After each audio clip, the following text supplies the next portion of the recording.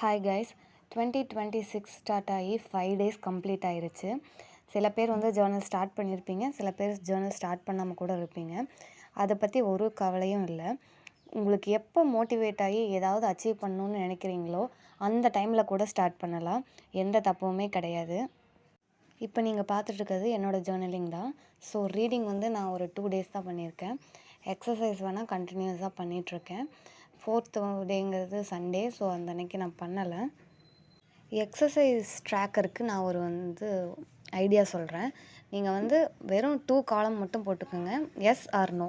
எஸ்ஸில் நீங்கள் வாக்கிங் போனாலும் சரி, ஜாகிங் போனாலும் சரி, இல்லை சைக்கிளிங், இந்த மாதிரி எல்லாத்தையும் சேர்த்தே எஸ்ஸுங்கிற ஒரு காலம் தான். ஸோ அந்த அன்னைக்கு நீங்கள் ஏதாவது ஒரு சின்ன விஷயம் பண்ணால் கூட எஸ்ஸுங்கிற காலம் ஃபில் ஆயிரும். Next habit tracker. Unhealthy eating என்னால் கண்ட்ரோலே பண்ண முடியல. ஏதாவது ஒரு விதத்தில் நான் சாப்பிட்றேன். ஸோ அவுட்ஃபிட் முன்னாடி நாளே நான் எடுத்து வச்சிடுறேன். அது வேணால் ஒரு 3 days பண்ணியிருக்கேன். நெக்ஸ்ட்டு பார்த்திங்கன்னா ஹிந்தி லேர்னிங். ஸோ அது 1 day மிஸ் பண்ணிட்டேன்.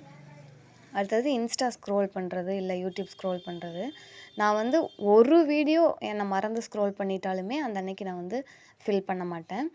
ஸோ அப்போ தான் உங்களால் கண்ட்ரோல் பண்ண முடியும். நெக்ஸ்ட்டு பார்த்திங்கன்னா இங்கிலீஷு.